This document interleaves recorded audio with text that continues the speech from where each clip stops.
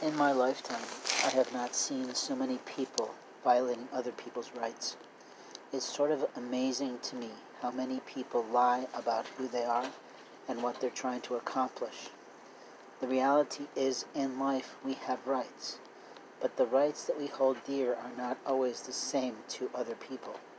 You see, if I have privacy issues, someone might decide that they don't think I have a right to privacy. If you have issues with your health, someone else in the healthcare industry might decide that you don't have a right to the privacy of your healthcare. The problem is we have some laws that are allegedly supposed to protect us, but it doesn't protect people who go home and have pillow talk or social conversations about their day at work. They share private information without thinking about what happens to that private information once it's shared. In my life, I had a situation where I was being put into a difficult situation by siblings who just decided they didn't tolerate what I was going through anymore with the loss of a life partner. Instead of being supportive and welcoming me to their house for occasional dinners or other things, one of them called police for some reason. And it became a problem because I was traveling. And in that moment of time, when I tried to reach someone, the police officers who violated my rights violated all my records. And in that moment of time, it became a fiasco. I was taken to a hospital in Whiteland, and I was put in front of religious right doctors who thought they had the right to mess around with my legal status and my rights as a man. In that way, it became the beginning of a downward spiral where sheriff and police officers made me a person of interest. Every place I went, a police car or sheriff literally crossed my path. On occasion, a state patrol person pulled me over because I might have forgotten to turn my lights on when I pulled out of a place when I was traveling in my fully paid-for vehicle. That was before it was harmed and impound. But openly, when I stayed in a place that was an apartment lesser than the value that I had previously lived in for many years, I started to notice things going missing from not only my vehicle in terms of car parts, but also in terms of things within my actual property boxes that I hadn't fully unpacked because I was still mourning the loss of my longtime spouse. When I tried to let the apartment complex know, they accused me of not telling the truth. But what we know about liars is that they always will lie about their theft, and then at some point they will try to put a problem on the person who's caught them in the theft. I remember one day when I was at home, I had learned to turn all my lights off to protect my conservation of energy and the resources of our land, and I was just living my life differently, more frugally, more economically, more earth-friendly, I guess. And what I found was that someone was coming up and trying to ply their way into my front door. I thought it was a little odd when I heard the sounds, and I went up and I literally said, "Who is it?" And the person acted startled and had a little white bag in their hand and probably a tool in there to get in the door, but openly he said he was some sort of Uber driver. Well, I wasn't calling an Uber, so I didn't really believe him. One of the apartment complex salespeople was married to someone of a different culture, so I can say that possibly that was the beginning of the challenge, not only for her life, but for my life as well. My longtime spouse came from a different culture. We had many interesting conversations about cultural differences and how she had to sort of learn to do things while she was in American life. When that became a problem, we often had disagreements. But that's what happens in couples and in people who live together, regardless of their level of intimacy or not. In my lifetime, I had privacy of my life until a sibling thought she was somehow protecting me by giving up private medical information which was not her lawful right to provide.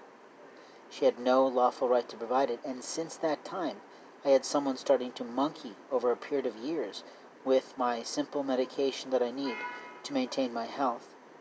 Since that person, and I believe the sheriff's department, monkeyed with my medical rights, getting pharmacists or pharmacies to lie about what they were providing me, I have had a stroke in my left arm. I have lost mobility. I have lost muscle mass.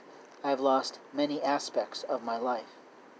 At the same time, I was literally being stalked on a regular basis, in the communities I lived in by Fisher's police officers, a garrison who just wouldn't leave me alone, and a place in Noblesville.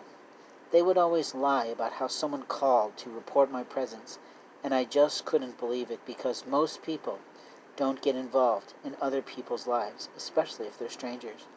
There's too much of a legal liability. There's also a lethality, and I don't know that I'm saying that word correctly, but the truth is we never know what kind of a situation a person is coming from or where they're planning to go, and it's not our right to interfere with their mobility under civil rights laws, I believe.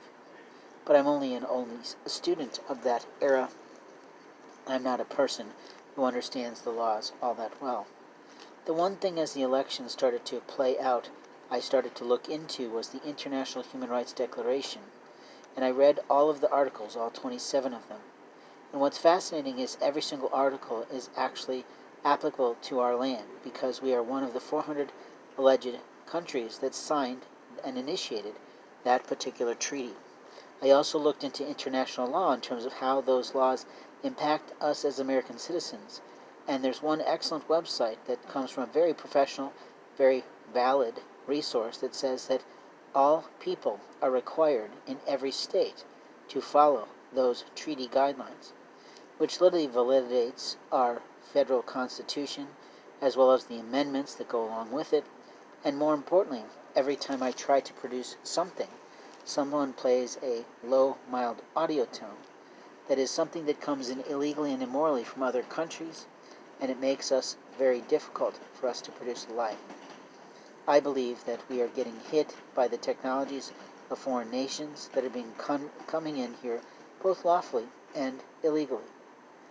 We have to be very careful because our nation is under constant attack for the freedoms that we validate as we live our lives. We have the right to liberate life, liberty, and the pursuit of happiness. We also have the right to live our lives without a physician requiring us to do something that we did not personally decide upon as our actual physician. We also don't have the right to have someone steal our technology or impede our use of technology.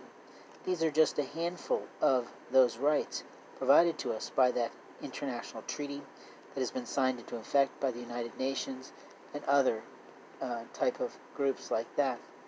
Our country is a participant in those organizations. Therefore, every U.S. citizen is expected to follow suit to what the President have chosen long ago for our lives. In this moment of time, I'm going to stop the beginning of what I call the police story.